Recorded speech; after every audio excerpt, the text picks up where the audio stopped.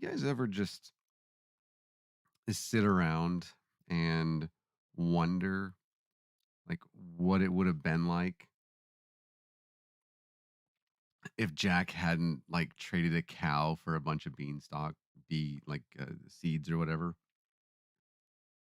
Because I was doing that this morning. I was sitting right here actually, and I was wondering, and it's 9 o'clock in the morning here, and so I was wondering what would it have been like if Jack had listened to his mother or grandparents or whatever and like taken the cow to town and not traded it for like beanstalk beans or whatever. Now we got like this problem of like ice giants and whatnot all over the place. And I'm like, Jack should have just taken the cow and gotten the money or whatever. I don't know. Seems like a problem we could have avoided, but I'm just one man. All right. Maybe I should maybe I should do this right here. There. Hey, that seems like an important thing I should do. There we go. This is going to be a fun episode. I promise. Hello or hello. Hello. And welcome to episode 2 of Denying Ben's Belief, the series in which we are breaking down and reviewing Ben Shapiro's new book, This Authoritarian Moment. Also, subtitle, How the Left Weaponized America's Institutions Against Dissent. And I do like the fact that it's like a boot marching, as if Ben is not the liquor o boots here. I photoshopped him in to the screen for the title. You should have seen. Anyways, this is part 2 of the introduction. And so, yes, there's also a part 1 and link in the description or somewhere on the screen if we're going to be able to do that in post, which there's no way that's actually going to happen because I'm the person who does this stuff and there is no way in hell I'm getting back to doing this in post. But when creating a multi-part episode, a multi-part series, we have to make the decision to where to stop each episode and where to begin the next. Now, are we going to do it with a cliffhanger, an emphatic ending with a climax? Hey ho.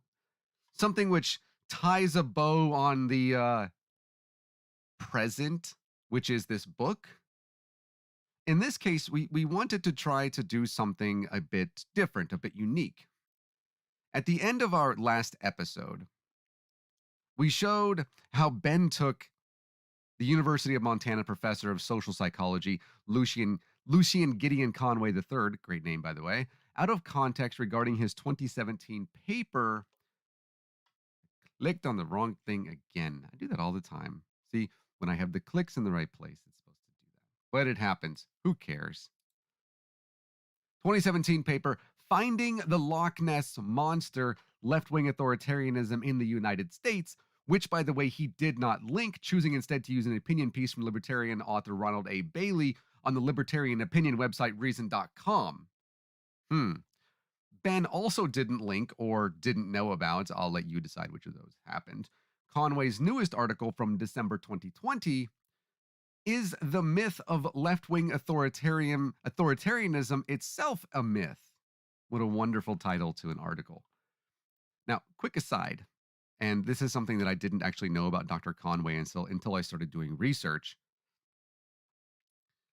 He studies and writes about religion, not in the sense of whether religion is true, but rather regarding psychology and religion.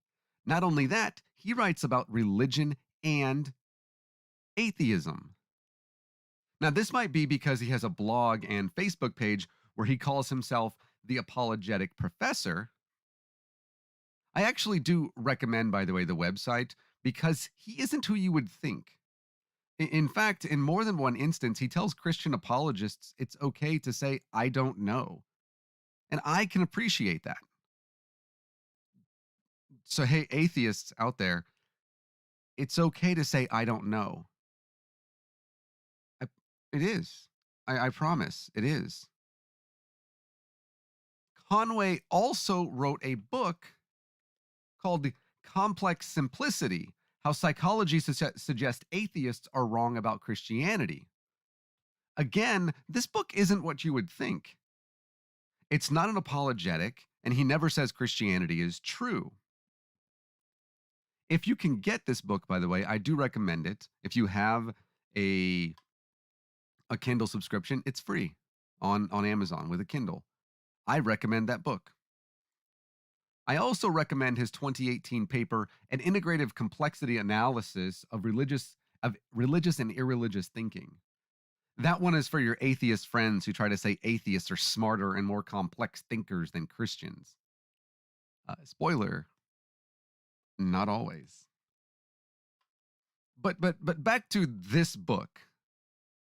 Ben uses Conway as an example, which supports his last point, by the way, that left wing authoritarianism exists in numbers not the same as right wing authoritarianism, but actually more than right wing authoritarianism, RWA, if you will, or RWA.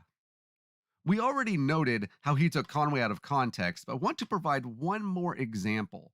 And this was where we decided we wanted to do the cliffhanger and move between the series and the videos. Wanted to provide this example from Conway's 2020 paper. The fact that a few people scored higher on Altemeyer's LWA scale tells us little about left wing authoritarianism, says Conway.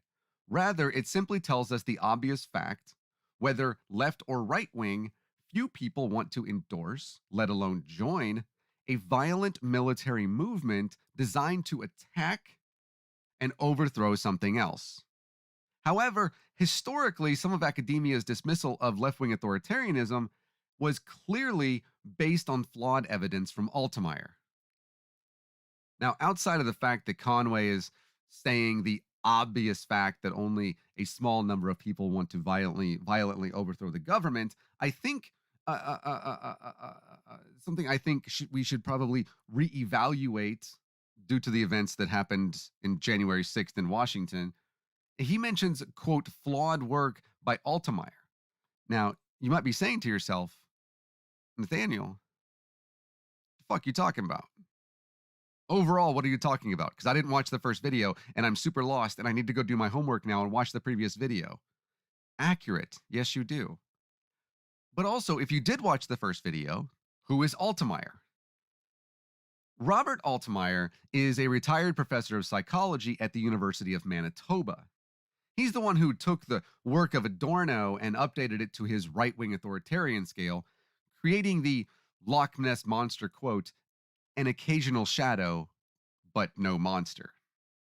Now, we already know Conway disagrees with Altemeyer and simply reversed his questions to create the left wing authoritarianism scale, thus showing liberals are apparently more inclined to be authoritarians.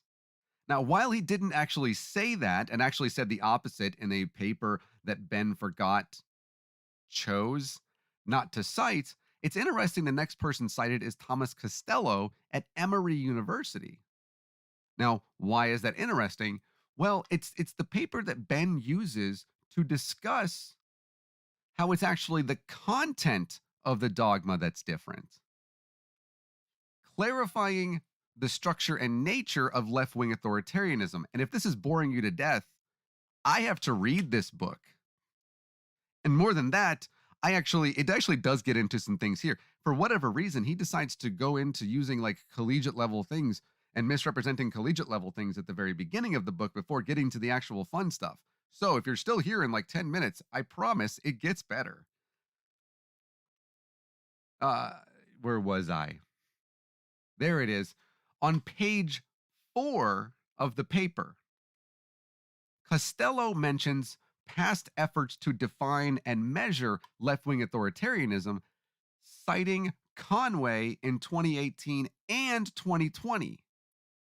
Most recently, Conway et al. Constructed a measure of left wing authoritarianism by rewriting the RWA scale items to confound submission to established authority and liberal political views. This measure found extensive support from a large, multifaceted construct validational investigation, providing strong evidence that elements of authoritarianism are present in ideologically left wing US samples.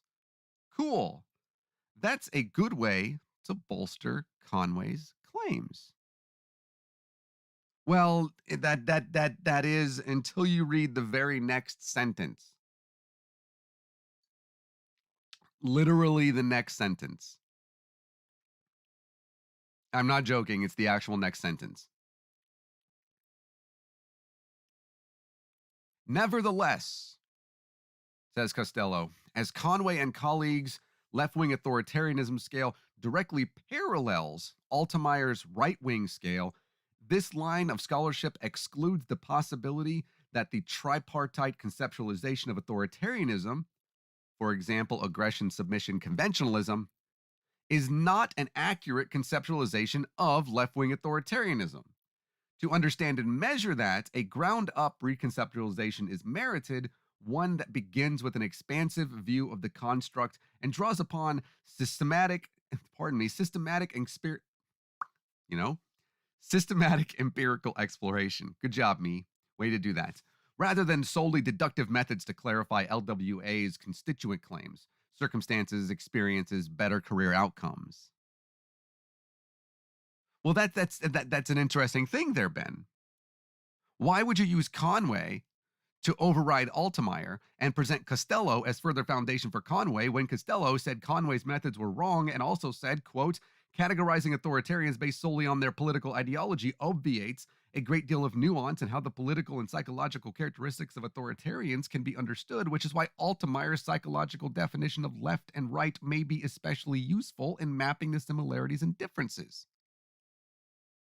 If that means if you are completely lost right now in whatever I might be saying, no, here let me break it down for you real quick. It seems like, Ben, you're using sources meant to prop up your claims which don't exactly agree with you. As in they're saying things you're not saying, that you're saying they're not. But you wouldn't try to do that, though, Mr. Shapiro. You wouldn't skip page 4 of a paper in order to try to find something which suits your conclusion later on in the paper, right? And you sure wouldn't read this paper, which was published in 2021 and mentions the, quote, mostly peaceful, Costello's words, also mine, BLM protests of 2020 while ignoring Conway's 2020 paper regarding left-wing authoritarianism, would you? And you definitely wouldn't ignore how Costello used Adorno's focal concepts 3 times and Altemeyer's 4 times in this paper from 2021 while using Conway's focal concepts exactly 0 times. But you, Ben, wouldn't do that. Because you're an honest fella. All right, fine. Enough of that research and citing sources and all that stupid nonsense. Let's get to some real Ben Shapiro opinions, which I'm certain will be just as open and honest and, we're kidding ourselves because Jesus Christ, I need to just get through this whole thing. So he says this. This is what Ben says. If there are authoritarians, on the left or on the right and on the left, and if the two feed on one another, driving America ever deeper into a moral morass, where does the true risk lie? Except Ben never said that they feed off of one another, feed on one another. I don't really know the phrase, on or off one another. He never said that. Adding that at this point seems odd, but I guess defend whatever you want, Ben. It's your book. It's not my book. He says that questions, which again he's never implied or asked before this moment, quote, requires us to evaluate 2 more questions. First, which form of authoritarianism is more common in the halls of power? Second, which form of authoritarianism is more likely to be checked? Now, I am so excited, Ben, to find out the answers to your totally honest questions. Ben then goes back to January 6th. 6th. More water. Need this. Bit of a pattern with going back to January 6th on this. And does call them what they are, right-wing authoritarians. He doesn't yet say insurrectionists, but yes, that as well. Treasonous traitors. He says, quote, contrary to popular opinion, the system held. I mean, sure. It took the death of numerous Capitol police officers and an insurrectionist who was within 40 feet of the members of Congress, who they said they literally wanted to hold hostage and or kill, none of which had to happen for the system to hold. But yeah, I guess we still do a democracy today. Sure. But this nonsense right here. As it turns out, Ben says, authoritarianism on the right was checked in large measure by members of the right. I'm sorry, what? I'm certain that Ben has a logical explanation with all of this, right? What was it? How can I possibly justify that the people that checked the right-wing authoritarians that were trying to again overthrow the government was stopped by people on the right? He says it was Vice President Mike Pence who sent a letter to President Trump explaining that he would do his duty, quote, to see to it that we open the certificates of the electors of the several states. We hear objections raised by senators and representatives, and we count the votes of the Electoral College for president and vice president in a manner consistent with our Constitution, laws, and history. So help me God. That's true. Pence did do that at the end of the letter that he wrote that morning. He began the letter. Boy, this isn't at all blurry. It was blurry from where I got it from. Thank the former vice president's Twitter account. After an election, this is former Vice President Mike Pence. After an election with significant allegations of voting irregularities and numerous instances of officials setting aside state election law, I share the concerns of millions of Americans about the integrity of this election. Well, way to check that authoritarianism, Mr. Pence, Mr. Former Vice President. Way to check that by starting and saying that you share the concerns of millions of Americans about the integrity of the election. Way to say from the very get-go that you're gonna do a constitution. But what did Vice President Pence say prior to January 6th? When he could have said there was no fraud, which was so widespread, it could have overturned the election. You know, that thing the rest of the government, including the Department of Justice, did say. He didn't say anything. Not a thing. He didn't. What about when what about let me just go back to my mind here a little bit. What about all the times that he stood aside and did nothing, literally every time that the former president attempted to overthrow democracy by himself?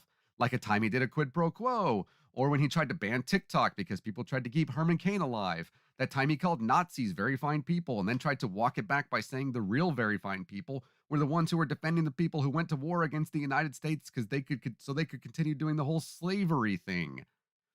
When he did a Muslim travel ban, actually, that kind of makes sense, by the way, that you'd be on board with this one, Mike Pence. Never mind. When he said he had the largest crowds ever, and now Sean Spicer is on OAN or Newsmax or something. When he forced the Secret Service to not only stay at his shitty resort, but also to pay to stay there, which was actually taxpayer money going right into his pockets. Or that time 150 government officials paid visits to his property and paid to stay there, something which should be super unconstitutional, but I'm certain there's nothing in the document that says anything about any of that. Or like in 2017, when Kuwait's ambassador to the United States, Salem Al Sabah, changed his country's reservation from the Four Seasons and instead rented rooms for 600 guests at Trump's hotel. Or when, for his entire presidency, he suspended our country's $32.5 million aid to the United Nations Population Fund because he believed lies about it being, quote, coercive to women.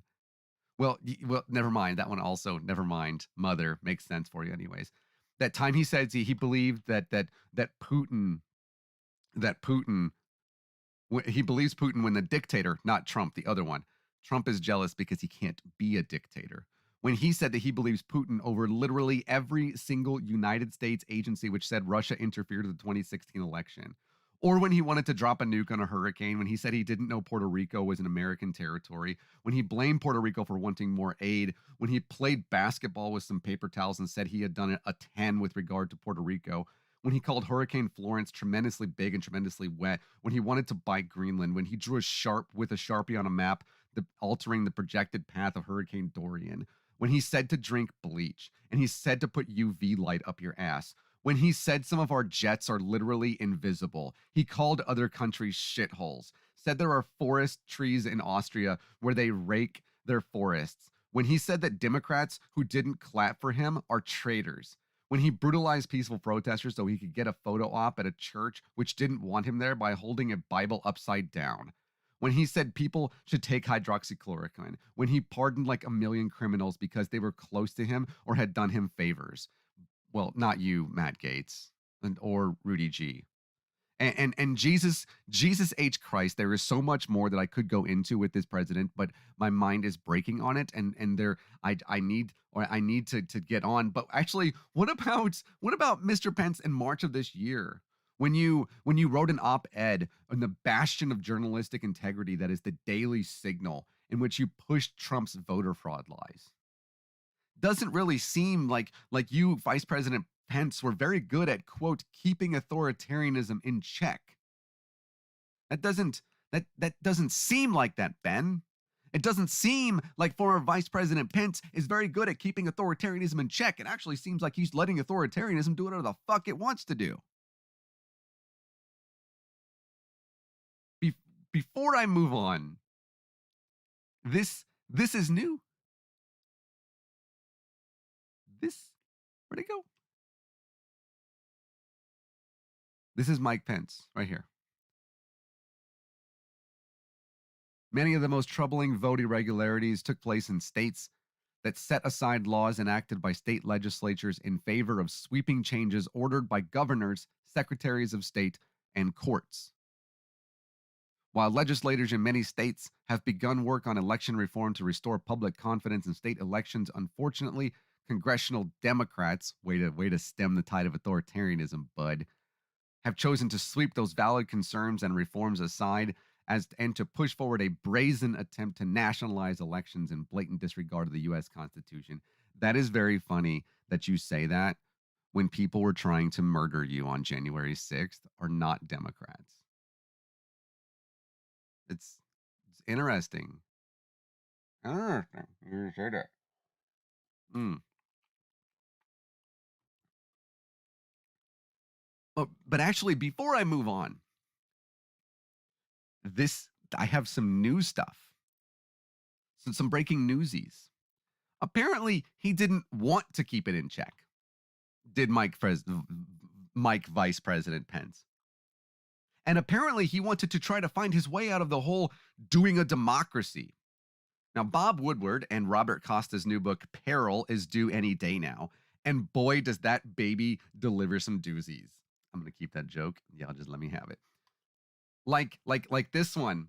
When former Vice President Pence was talking to former Vice President Dan Potato, and this conversation happened. Over and over, Pence asked if there was anything he could do. Mike, you have no flexibility on this. None, zero, forget it, put it away. Pence pressed again. You don't know the position I'm in. I do know the position you're in. Quayle responded, I also know what the law is. You listen to the parliamentarian. That's all you do. You have no power. My phone has power. I know, says Mike Pence. That's what I've been trying to tell Trump, but he really thinks he can. And there are other guys saying, I've got this power.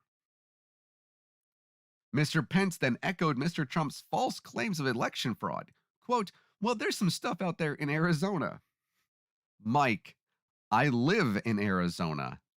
There's nothing out here. So maybe Pence didn't quite check it as much as he was forced to do so by Vice President Bird Lagoon. Back to your book, Ben. It was Senate Majority Leader Mitch McConnell who congratulated Joe Biden on his victory immediately after the Electoral College vote. That was December 16th. First, he's the minority leader now. No doubt the first time he's ever actually cared about minorities. And yay, I get after the Electoral College vote, Hillary Clinton, who we decided was somehow a worse candidate than the guy was twice impeached, called him the morning after the 2016 election to congratulate him on his win. Or how about when minority leader fella called Trump the same day?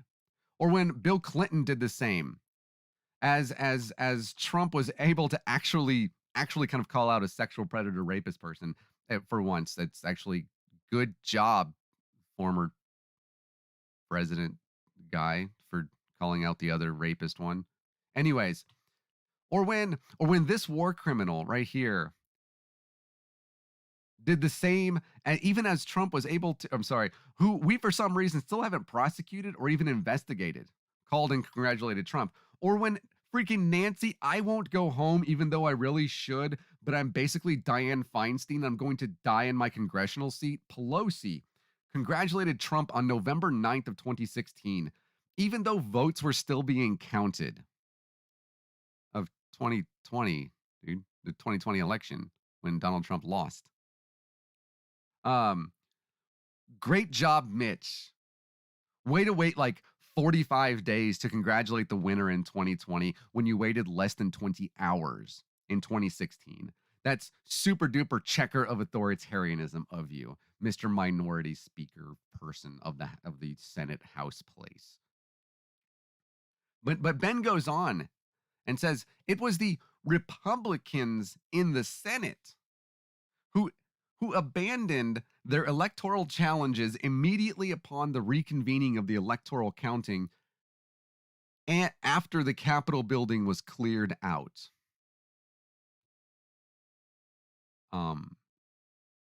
Ben, uh, are we talking about the same people, Ben? Abandoned their electoral challenges immediately. The Republican senators immediately abandoned their electoral challenges immediately. I'm using the word that you use here, immediately upon reconvening after their supporters did an insurrection. Mr. Shapiro, it took me literally the first result in a Google search to see that you are lying. Literally had my tablet last night, laying next to Susan, Google searched this. It was the first freaking result that came up. Ask her. It's what happened. She's in the chat. You can ask her. I searched this. This was the first thing that came up. But Ben, you said that they immediately dropped all of that when they reconvened, and I think that you're lying because NPR says you're lying, Ben. Why not just look at the NPR article and see what it says? Why not? Maybe I'm reading the title wrong. What about Arizona for Josh Hawley from Missouri? What we are doing here tonight is actually very important because for those who have concerns about the integrity of our elections, those who have concerns about what happened in November, this is the appropriate means. This is the lawful place where the objections and concerns should be raised. Except he's also wrong about that. But also, Ben, you're wrong about the whole thing it's kind of like Ben. It's kind of like you are kind of like a person who says that they have a PhD, but they don't, and a person could like Google search that immediately. Google search that and find out that a person, and not Ben, by the way. Ben went to Harvard Law. That the person went to a non-accredited university and doesn't actually have a PhD. That's what I'm talking about, where you could just immediately Google search this and see that this is the case. Cancun Cruz, somehow still a senator from Texas. Seriously, Lone Star State. You had a chance. It's coincidental that I'm wearing his shirt today, but you had a chance. You had a chance. The best looking guy out there. Cruz said, I want to speak to the Republicans who are considering voting against these objections. I urge you. That's not what he sounds like. I just almost gave him like all of the Republican names. It's all the souls that he wants to eat because he doesn't have one. I urge you to pause and think, what does it say to nearly half the country that believes the election was rigged if we vote not even to consider the claims of illegality and fraud in this election? Half the country didn't vote. Mr. Senator from a state, the second largest and second most populated. Again, Texas, just seriously, 2 points. Anyways, Tommy Tuberville from Alabama, who is somehow a senator. I get him and Rick Perry mixed up because neither of them know what their jobs were. Roger Marshall from Kansas, Cindy Hyde Smith from Mississippi, the first woman elected to the Senate from Mississippi, showing how it's possible to advance feminist causes while also setting the feminist movement back 50 years. And John Kennedy, the senator from Louisiana, who I must remind you went to Vanderbilt, University of Virginia Law, and Oxford. He said, I came to the Capitol. Yes. Nope. I keep doing that one. And it's always a mixture of Louisiana and Mitch McConnell. And for whatever reason, I can just never do that one on command. I came to the Capitol yesterday to give them a voice. I joined several Senate colleagues in calling for a bipartisan commission to inspect election issues raised across the country. Our proposal was not successful because there was no fraud, but our goal to ensure full confidence and transparency in our elections for all Americans is a noble one, and I will keep pursuing it for months and months until I finally, as coronavirus yet again ravages the state that I am supposed to represent, tell them to get a vaccine. I did it. There, that was pretty close. And then Pennsylvania, when these 7 senators, all Republicans, all of them, Cruz from Texas, oh well, Cruz from Texas, Hawley from Minnesota, Hyde Smith, Mississippi, Cynthia Loomis from Wyoming, Marshall from Kansas, Tuberville, Alabama, and Rick Scott from Florida. That right there doesn't seem like abandoning their electoral challenges immediately upon reconvening, Ben.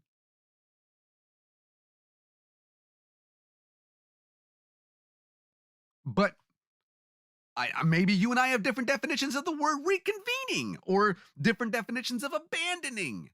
You wouldn't ever abandon anything. right? Like, I don't know, the truth in a bin which bears can't get into, or something. You wouldn't do that. Or maybe we just need to redefine the word immediately. Maybe that's what it is. And it is strange to me. Oh, by the way, Mr. Shapiro, that you didn't mention the 121 Republicans in the House who voted against certifying Arizona, or the 138 House Republicans who joined the 7 senators and objected to certifying Pennsylvania, others who objected to Georgia, Michigan, and Nevada.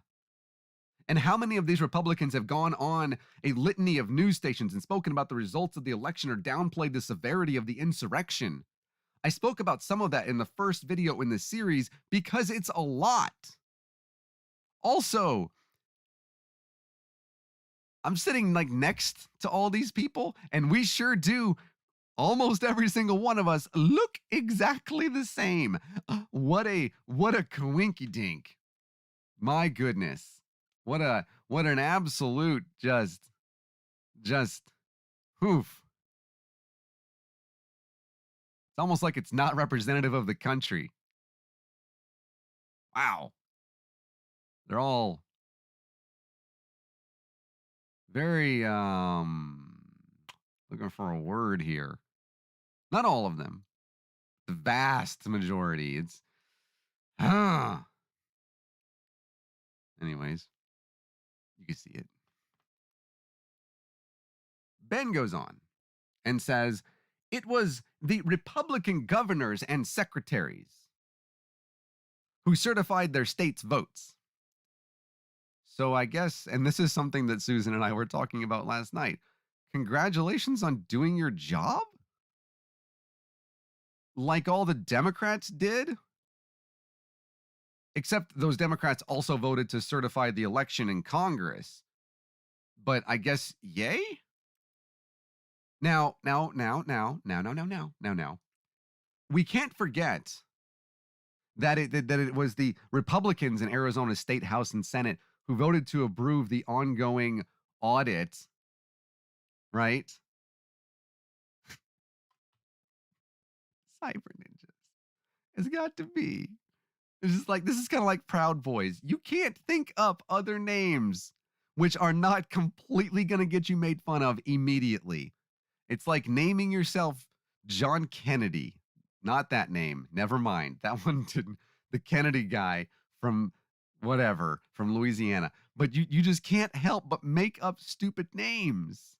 Cyber Ninjas is the funniest fucking thing.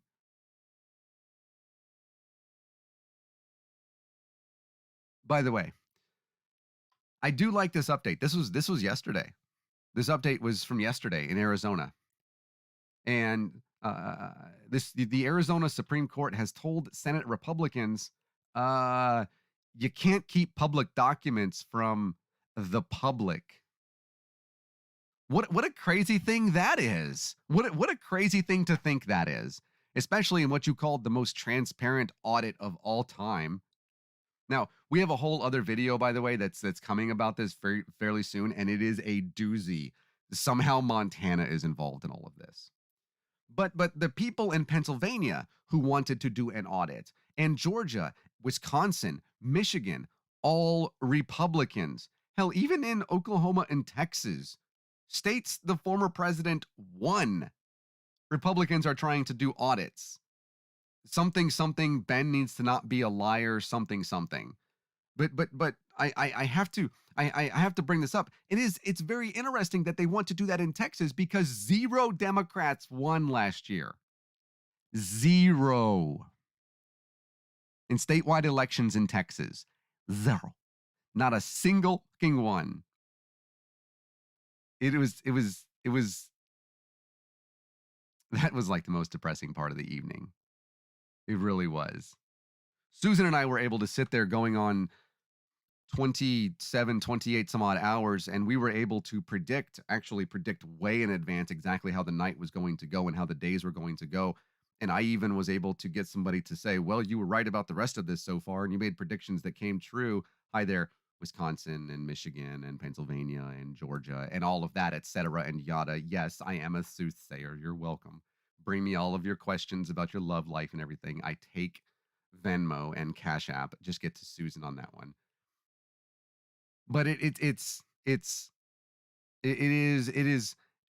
something that the Republicans are so are so caught up in this voter fraud thing, that this thing that doesn't exist, that they want to literally possibly overturn results in their own states, which they won, after admitting to voter fraud themselves by making it more difficult for people to vote in the state of Texas, specifically in Harris County, where they knew they were going to lose, which they did by a lot. But Ben says the institutions held. Now on to the media. Hmm. Many in the media termed January 6th a coup, but it was never a coup in any proper sense. A coup requires institutional support, says Ben. Certainly, the rioters had no institutional support. In fact, Trump himself never explicitly called for the Capitol riot. He stated in his speech that morning that he wanted the protests to be peaceful, and he tweeted that he wanted everyone to go home in the midst of the riot. The next thing that Ben says, by the way, is in parentheses, many of them already had gone home. Many of them who didn't invade the Capitol, but there were still thousands of people inside the Capitol doing an insurrection. But what Ben says is that it was not a coup because it had no, quote, institutional support. Well, oopsie, wrong one. There it is. The coup d'etat project at the Klein Center for Advanced Social Research at the University of Illinois says the storming of the US Capitol qualifies as an attempted coup. You know, the people who literally research coup d'etat stuff, they say it was an attempted coup because it meets all 5 of the criteria of the definition, not just that one institution thing that you had stated. 1, there must be some person or persons who initiated the coup. 2, the target of the coup must have meaningful control over national policy. 3, there must be a credible threat to the leader's hold on power. 4, illegal or irregular means must be used to seize, remove, or render powerless the target of the coup. And 5, it must be an organized effort. Check, check, check, check, and check. It was an attempted coup. And again, by the people who do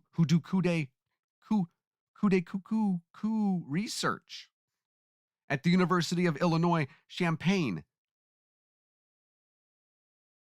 the team that literally lost to a team with a Looney Tunes character as their fucking mascot. Oh my God, I just realized that. Why did I use them as the example? Susan is probably cackling right now. Oh, Jesus Christ. I, speaking of this, also wrote a lengthy Twitter thread at the end of January, because that's how you get your name out there, with lengthy Twitter threads, outlining how they were also committing treason, but the prosecution would never charge them with treason because the chances of conviction were incredibly low. What I did predict, and I suspected, that for those who had the most grievous actions on January 6th, I suspected seditious conspiracy for the worst perpetrators, something that we will see. Stupid fucking roadrunners. if you want to make it worse, they're going to get beat this weekend. Nebraska is, and I stand by the fact that I think Nebraska is going to lose by like 7 touchdowns. I don't yet know if I'm going to predict that Nebraska is going to score any points, but that's not the point of this. Is that this weekend when they play against the University of Oklahoma, they are playing against a team known as the Sooners.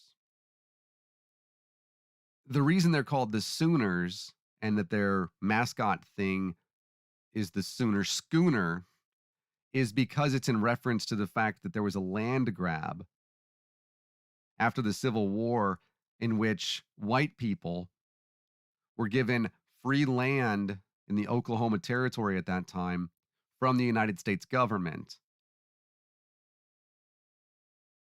And they were told they had to they had to basically line up at the territory's lines and leave at a certain time.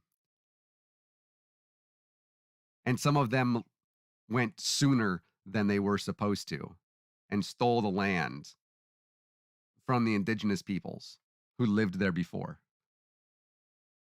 So, that's it's great to lose to that team. Nebraska sucks though. So I'm just saying, Susan said a field goal. There's a nice segue for you. There you go. So, everybody, as far as I know, stayed for that segue. Moving on. It's football, by the way. Math Pig, if you're listening, it's football in the United States. It's like that thing that we do with an oblong ball that you can only kick if you are the kicker or the punter, instead of being like everybody on the field. And pretty much everybody can touch it with their hands if they want to, which is like the opposite of whatever sport you guys play over there with your hooligans and whatnot. I don't know. I don't really keep up with Europe very much. I hear you guys like your healthcare. But the word play that Ben uses is great. Said Trump never explicitly called for the Capitol riot and stated he wanted them to be peaceful. You're right. He didn't say those exact words, Ben. But he did do the whole if Mike Pence won't do what needs to be done thing. And he also said, and has said it since then, and I agree, Randolph. And since then, he has said that the people were loved and they were loving, and that it was all very loving, and that the police, you could watch it, the police opened the gates and led them in. And his supporters sure thought that he had told them to go there. They said it on video. Lots of them did. They literally told the police that Trump had told them to be there, saying the president of the United States told us to come here. Your boss told us to come here, that they were there by the order of the president while hitting the cops with American flags. How is it possible that they do not see the irony in what they were doing? 3 days, by the way, they're going to be back in Washington on the Justice for J6 Day. Certain that's going to be just fine. But then Ben goes on to talk about, for some reason, how, well, I hope Titan, that that the internet stays on, and that more than anything else, that the storm, that you are safe through that. But Ben goes on to talk about, for some reason, how Jim Acosta gained viewers because he tried to hold Trump's feet to the fire before this. Before this, the shock of January 6th, says Ben, was that the guardrails collapsed for a brief moment in time after holding for years on end. And then the guardrails were re-erected, including by some of Trump's erstwhile allies. No, Ben. The shock of January 6th was that a large group of insurrectionists, at the behest of the person they supported, the president, attempted by force to overthrow the government of the United States. That was the shock. And oh, it is hilarious what you do next, you Joker. No, seriously, you're like the Joker, except you're more like Trump in that you convince others to do the crimes while you sit back and laugh as the money pours in. Well, except Trump also does the crimes, but he'll never be prosecuted. Do you remember that time that he tried to like mob boss Georgia into doing a voter fraud on a recorded call and we all just kind of like sort of moved on from that? It kind of seems like maybe we should circle back around and work that one out. I don't know. Millions of Peaches or something 90s song. But then Ben says, now let's turn, because he's made his point, now let's turn to the other side of the aisle. The other side of the aisle. Sure, Ben. Let's do that. We're getting a lot of rain here this weekend, too. The first substantial rain, I shit you not, in Portland since last spring. Not joking. Last spring. Not spring. Last. New glasses, by the way. Little Thanos action there. They're black light because we still have those. If you're listening to this, you come back to like the 50th minute or something. Me too, Maya. But let's turn, Ben, to the side of the aisle which didn't attempt to overthrow the government because they lost the election bigly. Which is what you were going to say. That was a joke, by the way, because Ben doesn't know how to tell the truth. Well, yes, he does. He does know how to tell the truth. He just chooses not to. And I think there's a word for that when you know the truth and you choose not to say it and instead say something which is the opposite of the truth. There is a word for that, and I am certain that I will figure it out at some point. By the way, at the top of the screen that I am looking at right now, the top of the actual Streamlabs OBS 1.4.0, it says, claim your free domain. You're eligible. Thank you so much. I like being eligible. To claim a free domain for your tip page, click here to create a branded website address. That is super cool, by the way. And I will get into that in another video regarding how I don't need to be monetized on YouTube for you folks. If you don't support us on Patreon, how you can do that through Streamlabs. It's really, really cool. There's no fees for me. They don't keep like 20% or anything. Anyways, this is the next thing that Ben says. In the aftermath of January 6th, America's institutional powers swung into action on behalf of authoritarian measures. I'm going to be honest with you. I have no idea what this sentence even means, except it sounds like military doing military things like the military should have been doing on January 6th while people who listened to Ben Shapiro were trying to overthrow the government.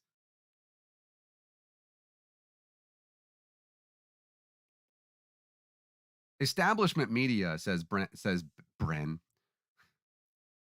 Ben Shapiro. Establishment media broadly promoted the idea of deplatforming mainstream conservatives and conservative outlets. CNN reported that the Capitol riot had, quote, reignited a debate over America's long-held defense of extremist speech.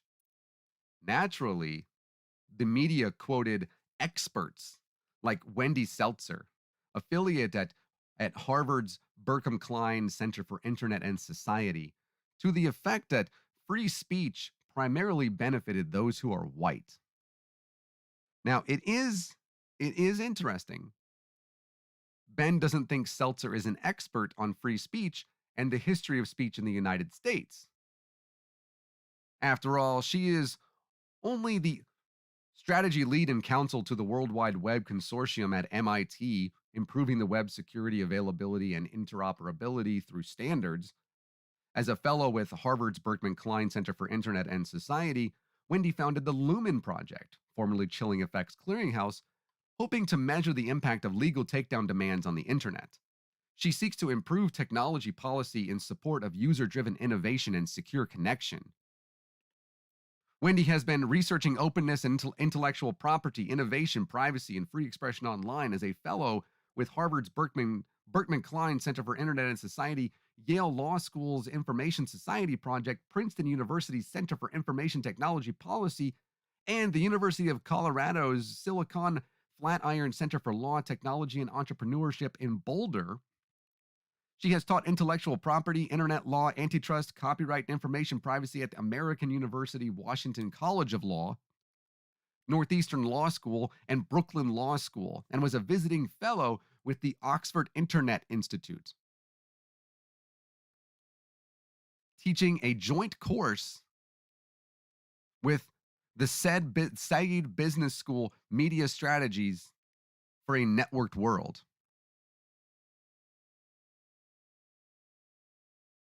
Previously, she was a staff attorney with online civil liberties group Electronic Frontier Foundation, specializing in intellectual property and First Amendment issues, and a litigator with Kramer, Levin, Naftalis, and Frankel. Wendy speaks and writes on copyright, trademark, patent, open source, privacy, and public interest online, and is currently co-authoring an update to Blown to Bits. She has an AB from Harvard College and a JD from Harvard Law School, and occasionally takes a break from legal code to program.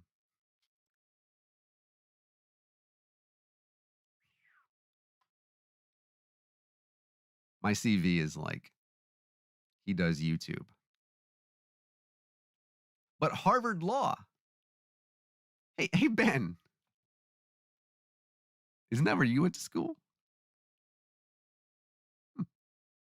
And Wendy has published papers in journals. Ben, I couldn't find any of yours in journals, your published papers. You don't have some sort of envy, do you, Ben? Published papers. Weird. But you say, quote, you quoted her and said, free speech primarily benefited those who are white. And here is what Ms. Seltzer actually said.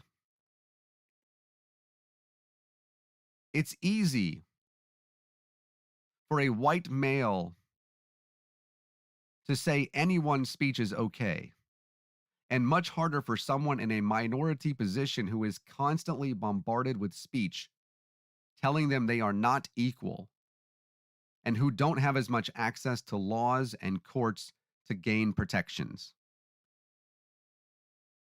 Ben, why do you have a problem with what she said as if it is not true? Why does that trigger you? Is she wrong?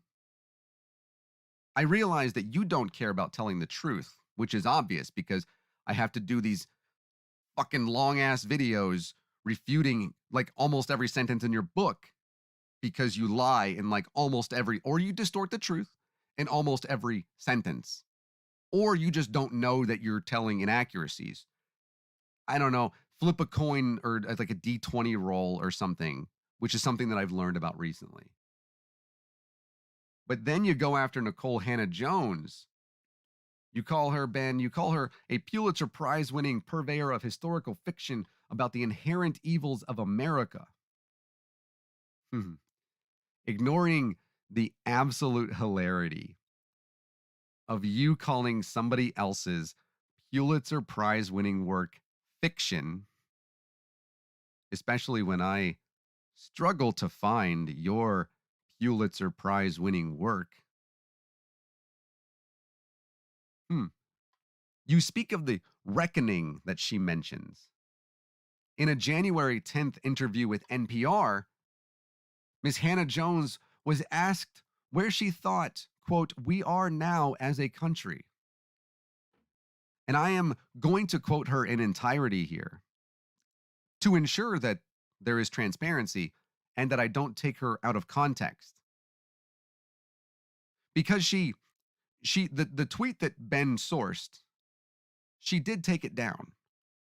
So I don't actually know what it said. But I do know what this says. She was asked where she thought we are now as a country. And she says, oh God, this is a very, I think, dangerous and frightening period. I don't know that what we saw this week is going to be easily resolved. In fact, I doubt that it will be. And those tensions, those divisions that have been stoked are not simply going to go away. They're going to have to be dealt with. And the dealing with that is going to be very hard and very challenging. And we certainly will not be able to do that if we are in denial about what caused them and the all ideology behind them. So I certainly think that we have, as Americans, almost had this religious belief in our Constitution and the ability of our institutions to withstand any internal enemy or external enemy. And so you saw, even leading up to this moment, amongst people who should know better, this really blind, almost blind belief that, okay, no matter what we've seen, no matter that every norm in the last 4 years has been broken, that our government would withstand this, that we would withstand this. And what we saw this week was that we are actually a very young democracy. We are actually a country where, in the past, when our institutions were tested, we had a civil war. So it is not out of the realm of possibility that our institutions cannot withstand this type of assault. And the Constitution, our values as a country, are not self enforcing. It is up to the people to enforce them. It is up to the people to live up to them. And yes, it is my hope that when you see that our democracy, that our Constitution, that our values cannot just withstand attack without protection, that we as a people decide that racism, that caste, that class, that all of these other things, that party are not more important than our country. I can see why she won a Pulitzer. She, Miss Hannah Jones, spoke that. I can't even, I could barely read it. And I like copy pasted it. But I'm a bit confused, Ben, as to why this Pulitzer Prize winning journalist and author who now has tenured at Howard University, by the way, Ben, where's your tenure? Why does she have you so triggered?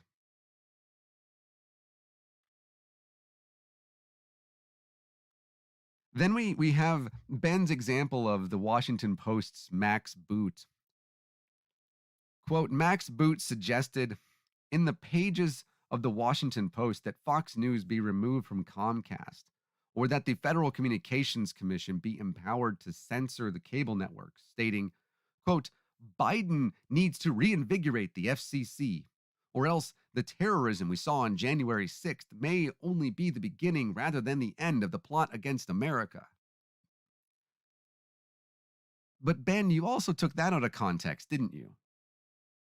Max, with his awesome hat, and I am serious, I want it, wrote his opinion piece on January 18th and said this: James and Catherine Murdoch, part of the family that controls Fox News, just called on, quote, media property owners to stop propagating lies that have, quote, have unleashed insidious and uncontrollable forces. If James's brother, Lachlan, co-chairman of the News Corp and chief executive of Fox Corporation, and father, Rupert, executive chairman of News Corp and co-chairman of Fox Corporation, won't listen, then large cable companies such as Comcast and Charter Spectrum, which carry Fox News and provide much of its revenue in the form of user fees, need to step in and kick Fox News off. And if smaller competitors such as One American News and Newsmax continue to incite viewers, they too should be kicked off.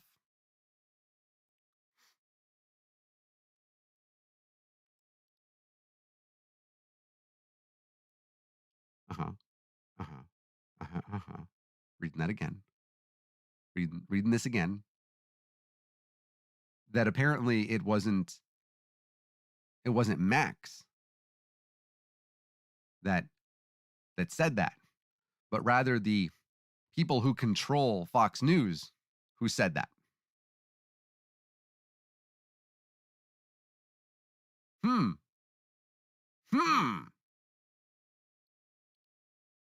Max continues because, again, I love context and I believe that everybody should love context. And I don't care that his video is over an hour because this is really important stuff and I enjoy writing it. And thank you for listening.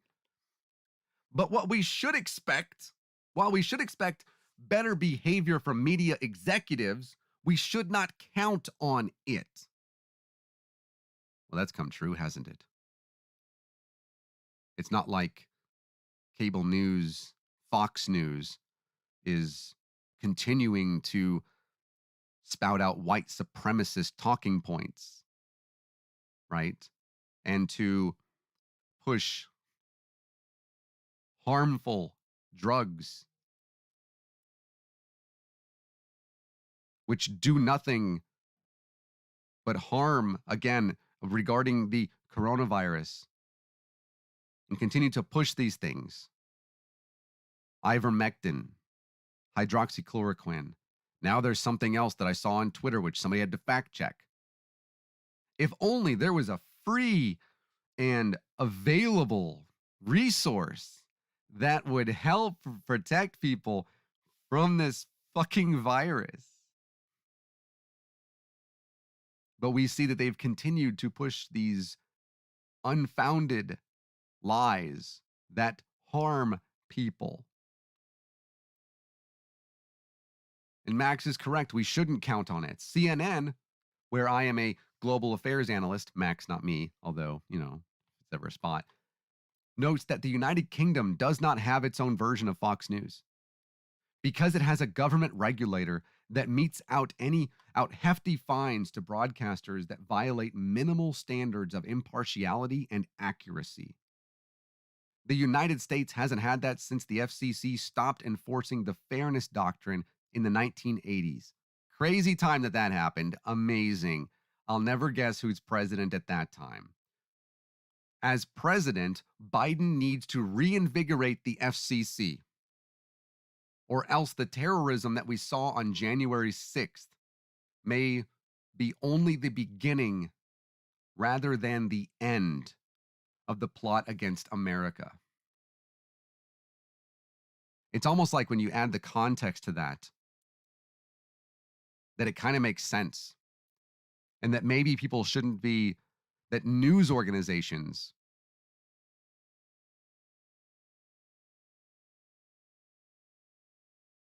and if this sounds like an authoritarian thing to me, maybe I'm an authoritarian,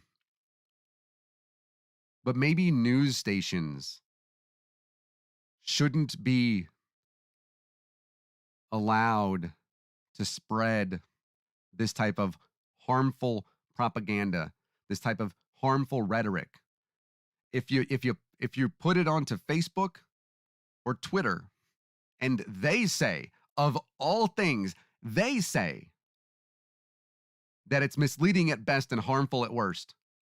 Maybe it shouldn't be on Fox News. Just maybe. If that makes me an authoritarian, because I believe that this will save people's lives, and I'm going to actually show this in a moment that I believe it for good reason, then I'm an authoritarian. Because as much as I despise certain people, and I do, if you've ever seen me talk about some of these folks, I do. As much as I despise them, I don't want them to die. I certainly don't want them to die of a preventable disease.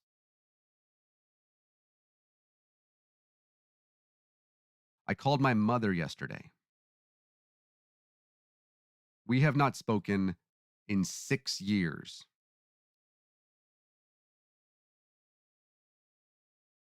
I didn't get to speak to her, but I left her a voicemail. And I said that I know that we don't talk anymore, and that's fine. I'm not against that. But I told her that if she hasn't already, that I hope that she and her husband, Brad, have been fully vaccinated. And if they haven't been, I begged her to go and do it.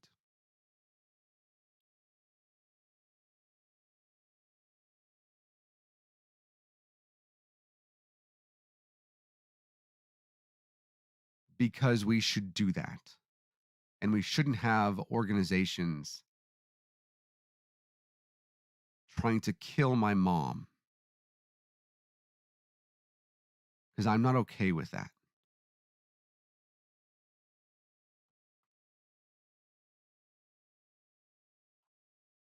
But Ben,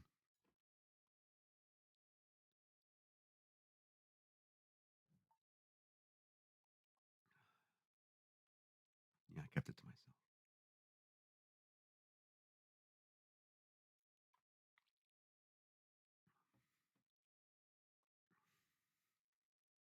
Yeah,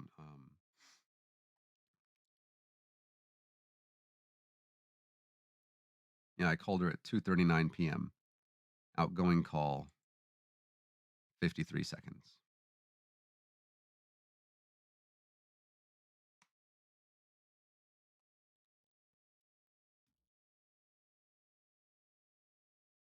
I didn't do it so that I could mention it on this video. I did it because I don't want my mom to die.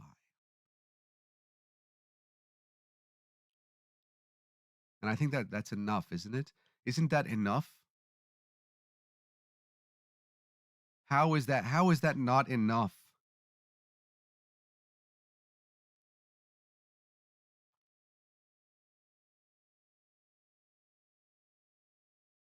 How are we in this place where what I just said is somehow political?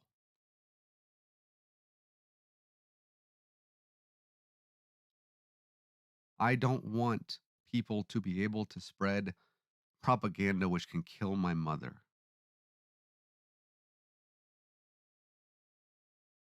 News organizations.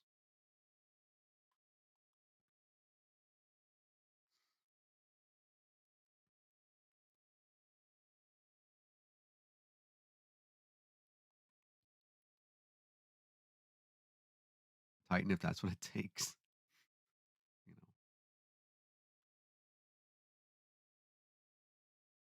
But Ben, why do you hate so much what Max wrote? Is he is he somehow wrong?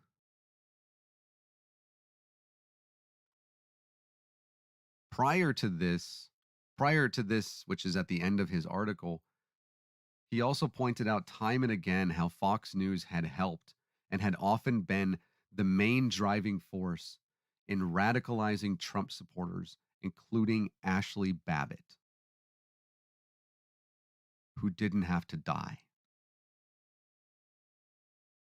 She didn't have to die. That was as that was actually more preventable then the vaccine can make it incredibly unlikely, far more unlikely than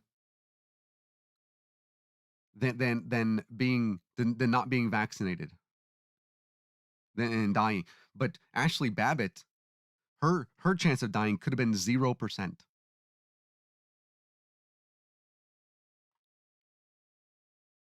Is that not enough?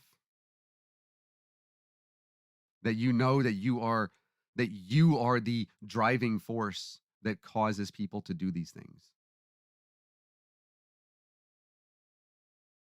But then, Ben, you say nearly every social media company in America promptly removed President Trump's accounts, even while acknowledging that they could not justify that removal on the basis of their stated policies. Except they couldn't they, Ben? They cited, and this is Jack Dorsey on Twitter specifically, quote, offline harm, and provided data which showed a 73% decline in misinformation immediately after Trump was kicked off of Twitter. Those are also policies or those are the examples of companies standing behind their policies and suspending a guy who incited an insurrection. I'm sorry they're not sorry, Ben.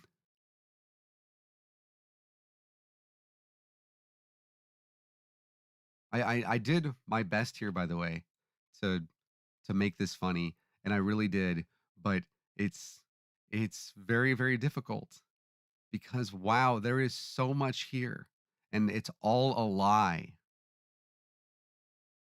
But then you Ben, you go on to lament all manner of grievances. Quote, major corporations announced that they would cut funding to any Republican who had challenged electoral votes, despite never having done so to Democrats. Senator Josh Hawley, who had supported challenging electors without serious legal basis, I might add, or it should be noted, had his publication contract pulled by Simon and Schuster. Harvard Kennedy School of Government dropped Representative Elise Stefanik from its senior advisory committee for making quote public assertions about voter fraud in November's presidential election that have no basis in evidence. GoDaddy.com kicked AR15.com, the biggest gun forum in the world, offline. Um, okay. If you support conspiracy theories or try to defend an insurrection or allow posts which promote firearm violence, uh, uh, why are you surprised? I should note that when I was reading this in the middle of the night, I laughed out loud at Ben's source material for the AR-15 website. Shit you not.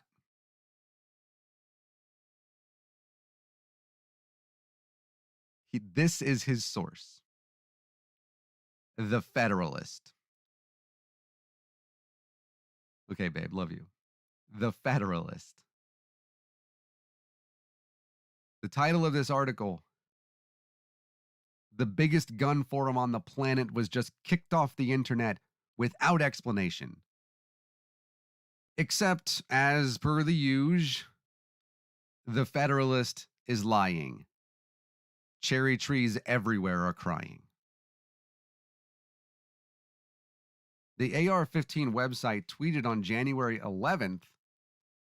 On Monday, January 11th, 2021, I, the owner of the website, received notice from our registrar that the AR15.com had violated, or that AR15.com had violated the terms of service and that AR15.com would be shut down immediately. The registrar's decision to deplatform AR15.com was final and no method to appeal was offered. It remains unclear specifically what content allegedly violated the registrar's terms of service. But GoDaddy.com, which removed the Daily Stormer after the 2017 events in Charlottesville, RIP Heather Heyer, said, maybe you're not telling the truth, guy. On January 8th, we received a complaint regarding certain content on AR15.com. Per our policy, our team investigated the content in question and confirmed it violated our terms of service because it incited violence.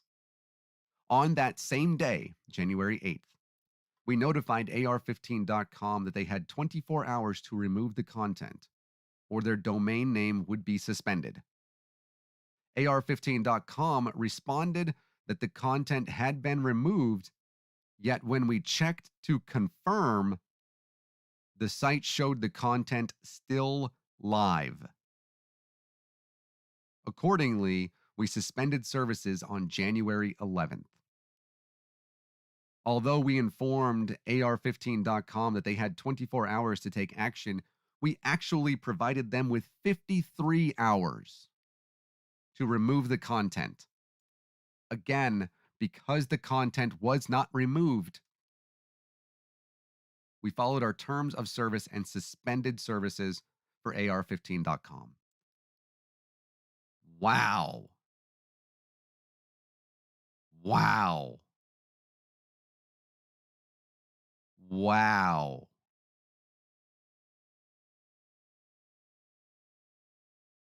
Ben knew about this. He did. He knew about this. There is, and I'm okay. Allegedly, okay. There is no way in hell he didn't know about this. He just decided to use an article from the Federalist, which fucking lied about everything. I don't know why he has to lie about those things or consider them authoritarian when they happen to people all the time. But boy, oh fucking boy, is he pissed about Parler. Even dedicating an entire freaking paragraph to reasons why it's so sad that Parler was kicked off. It's back on now. Even saying conservatives have been complaining about Twitter's, quote, discrimination against conservatives. Okay, Ben, buddy, sir, man, come on.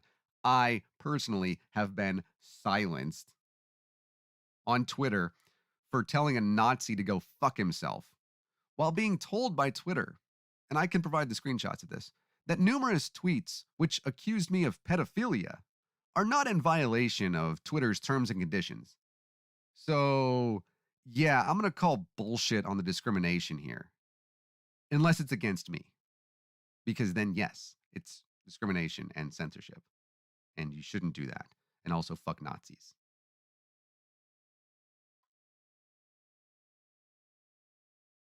Ben then takes AOC, sweet dress, by the way, out of context, and then takes a sentence to talk about Cori Bush. Representative Cori Bush, if you don't know, the first black woman from Missouri and St. Louis to represent Missouri in the United States House of Representatives or Congress.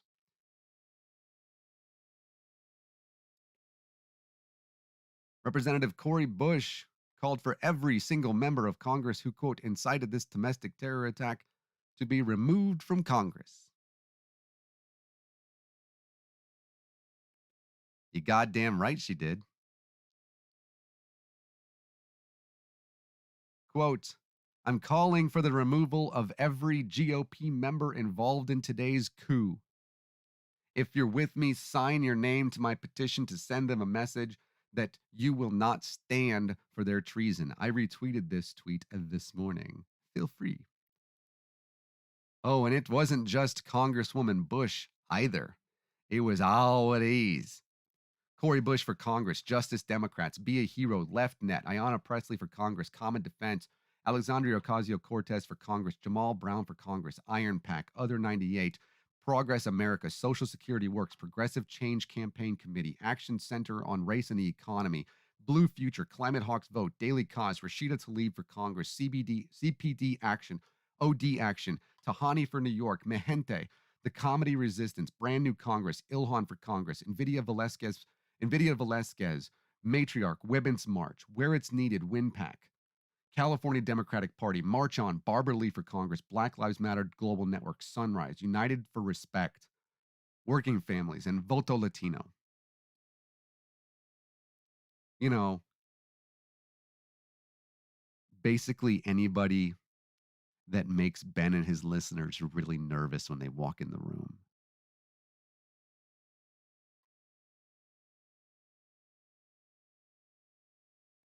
And you're right, Ben. Senator Ron Wyden, who represents me here in Oregon, does advocate for Washington, D.C. to be a state, something the residents of the District of Columbia, our nation's capital, have overwhelmingly voted for numerous times. He does advocate for universal mail in ballots and voting, something we have done here in Oregon for over 2 decades, but I bet you won't bring up the fact that there's no voter fraud here, will you, Ben? Why are you against all these things? Why are you, a libertarian, a self described libertarian, against the will of the people in our nation's capital?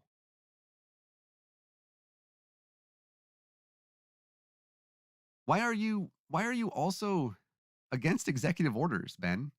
I don't remember you hollering about Trump's 220 executive orders, the most by in any 4-year period, or by a one-term president since Jimmy Carter. I don't remember that, Ben.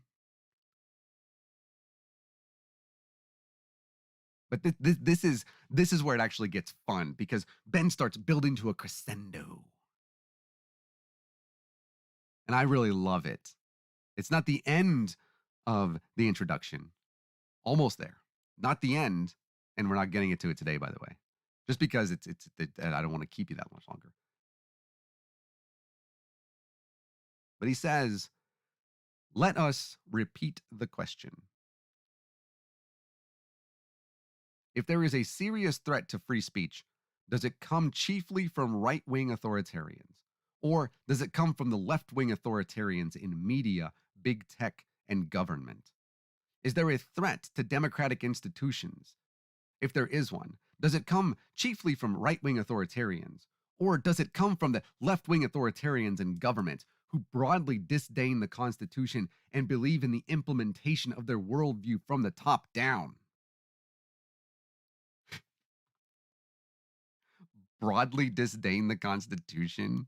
Ben, buddy, last I checked, it wasn't the supporters of President Biden who were trying to overthrow the government or defend insurrectionists or attempt to subvert democracy with partisan audits. Did you know that voter information is on private property in Montana?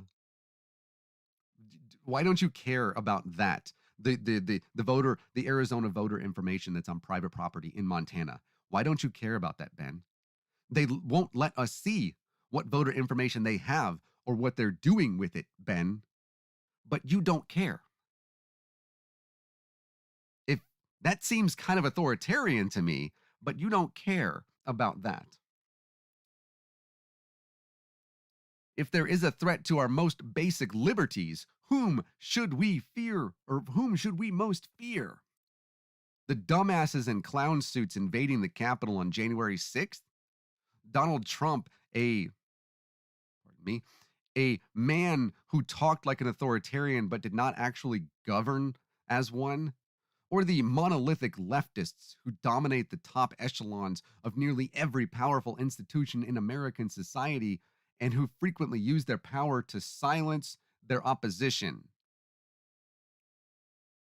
This is such great stuff.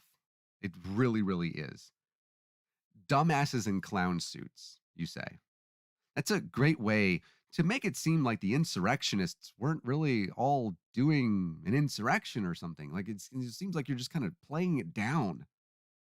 And, quote, did not actually govern like an authoritarian.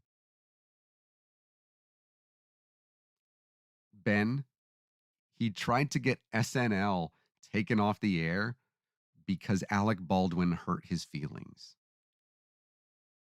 He literally tried to do that.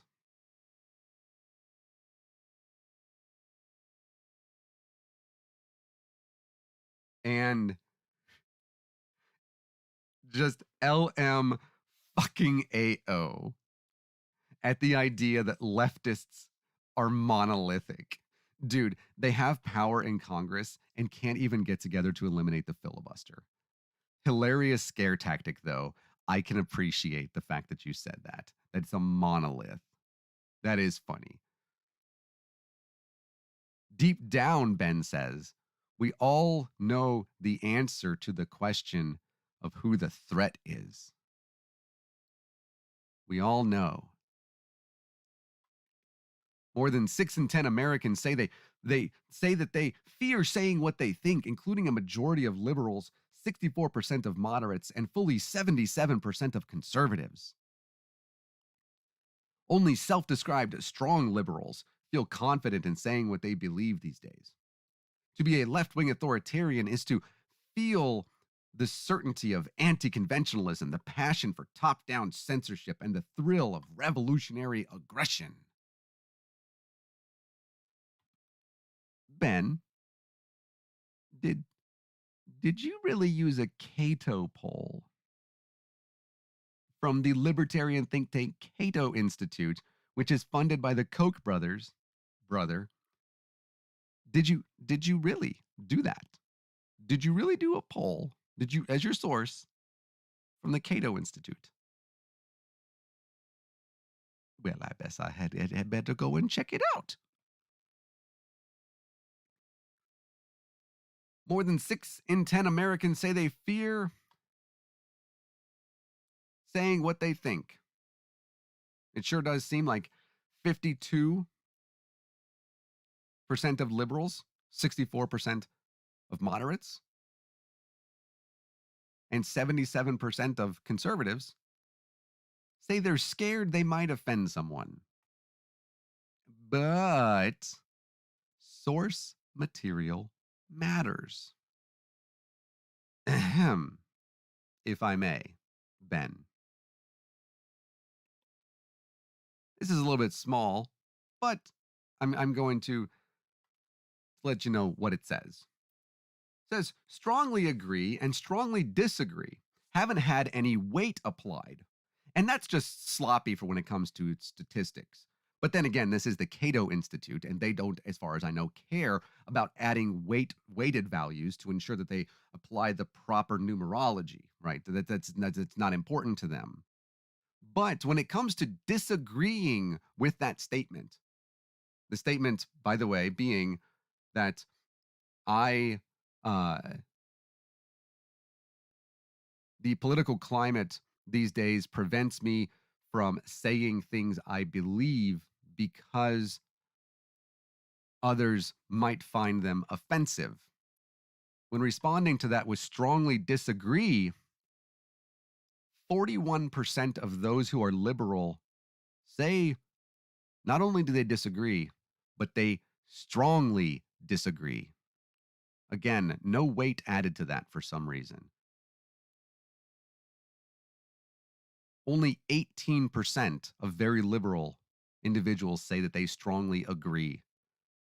Conversely, 45% of conservatives say that they strongly agree, and just 16% say that they strongly disagree. Even liberals and moderates are in somewhat agree majority. So, yeah, it seems like the only variation here is between those who are very liberal and those who are just liberal. And they don't give me the rest of the data. You can. Oop. My camera died. They don't give me the rest of the data.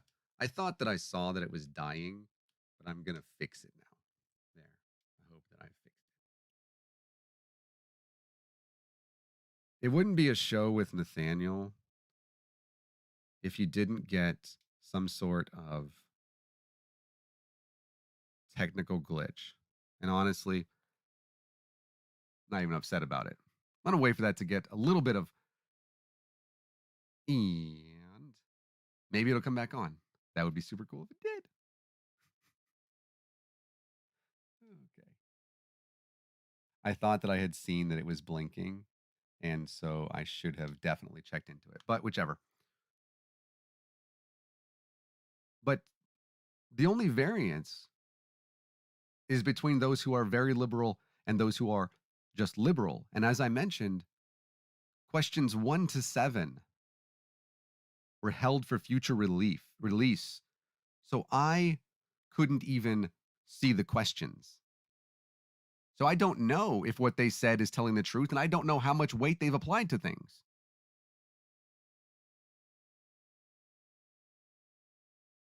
But then Ben says, tomorrow belongs to them. And I love the wording. I love the scare tactic.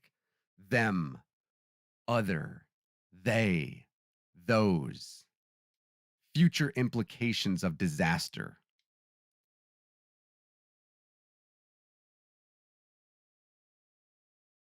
Maybe, maybe I'll get it to work. I don't think so. Never mind. He says, for the rest of us, a society run by left wing authoritarians is extraordinarily burdensome. It is to be surrounded by institutional hatred. If you are conservative or merely non leftist in America, hey, Afrohumanist, apologies for the technical glitch here. Camera, I didn't plug it in properly and it died. I'll try to get it back up so you can see my shiny head. But he says the hatred is palpable if you are a conservative. They hate you in academia. They hate you in the media. And maybe not. Yeah. No, whichever. We're almost done. They hate you on the sports field, in the movies, on Facebook and Twitter. Your boss hates you. Your colleagues hate you, or at least they have been told they should. I'm not even going to get into the fact that I know while his readers likely don't know the difference between a liberal and a leftist, I know that Ben does. And the fact that he isn't even trying to educate them is actually a bit of an insult. And not only that, notice they hate you in academia. They hate you on the sports field. Because don't you know, they all hate Matthew Stafford, his wife, on the sports field. They hate you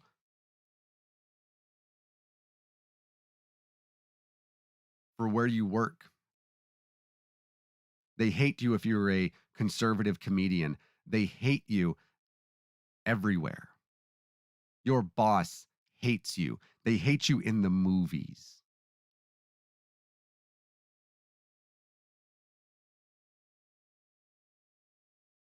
But the rest of this is glorious.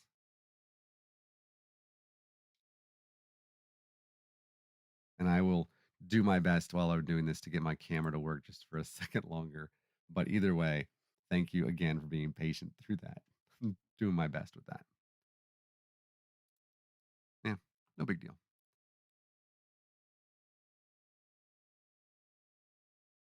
Perhaps the problem, Ben says, is that you attend church regularly. Perhaps it's that you want to run your business and be left alone. Perhaps it's that you want to raise your children with traditional social values. It could be that you believe men and women exist, or that the police are generally not racist, or that children deserve a mother and a father, or that hard work pays off, or that the American flag stands for freedom rather than oppression, or that the unborn children should not be killed, or that people should be judged based on the content of their character rather than the color of their skin. A quick reminder that 77.8% of Democrats in Congress are Christian, 11.5% are Jewish, and 1.1% are Muslim. So I'm going to doubt that 90% of congressional Democrats give a damn what you do on your Saturday or Sunday mornings, Ben. And you know that. Like, you know that. You personally know that. Example after example showing you personally know that. When it was the Christians and not your followers who made the white supremacists leave you alone, Ben. The run your business and be left alone nonsense has to do with business owners who want to discriminate based upon sexual orientation. Sorry, Ben, no discrimination. It would be just like discriminating against you because you're Jewish. It's wrong, and we're not okay with it. And do we just like not believe women and men exist? Is that a real thing that you tell people, that we don't believe men and women exist? Have I somehow missed that? And the police, we have ample evidence, and I've spoken about it many times on this channel, that many police organizations, most of them, and unions across the country are overflowing with white supremacists and outright Nazis. And you know this. People have told you, and you've seen the numbers. Hard work pays off is an interesting way to do the whole bootstrap thing. And I'm going to get to that here in just a moment. For some, the American flag does stand for oppression. Why are you against that? There isn't such a thing as unborn children. But if you're wanting to lower abortions, why don't you advocate for comprehensive sex education, which has been shown to lower teen pregnancy rates by upwards of 45%? It's interesting that the last thing that you say is a reference to Martin Luther King. Because I don't think he'd want you using his quote if you are going to mention the old hard work pays off nonsense. I'm going to play this clip with no additional commentary. And then we're going to see you next week.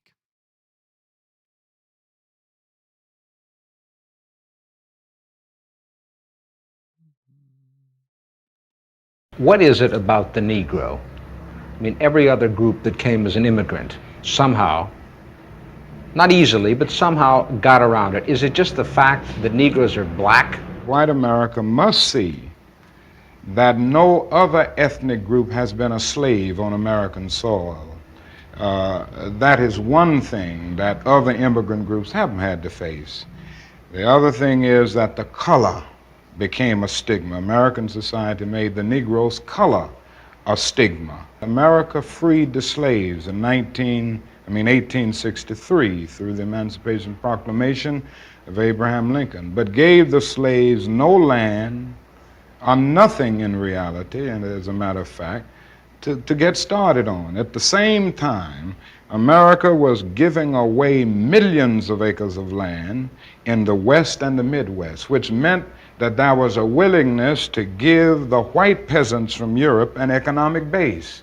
And yet it refused to give its black peasants from Africa who came here involuntarily in chains and had worked free for 244 years any kind of economic base. And so emancipation for the Negro was really freedom to hunger. It was freedom to the winds and rains of heaven. It was freedom without food to eat or land to cultivate, and therefore it was freedom and famine at the same time.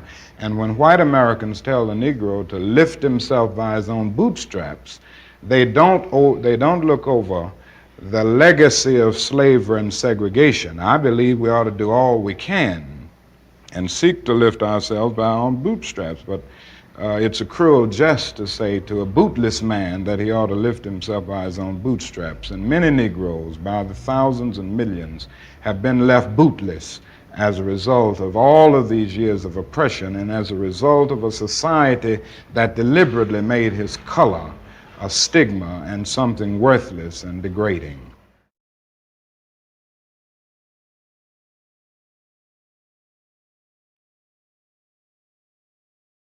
We're not going to add anything to that.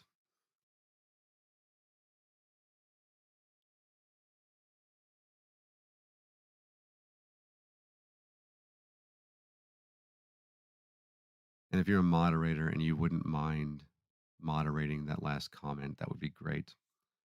But we're not going to add anything to that.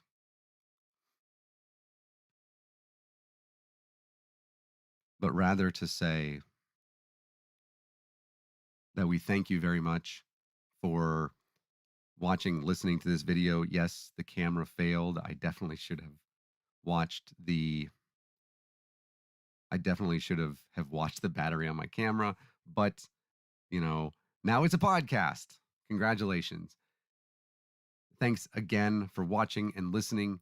And you can follow Susan on Twitter. She's at Motel Cowboy. We got links in the description. You can follow me on Twitter.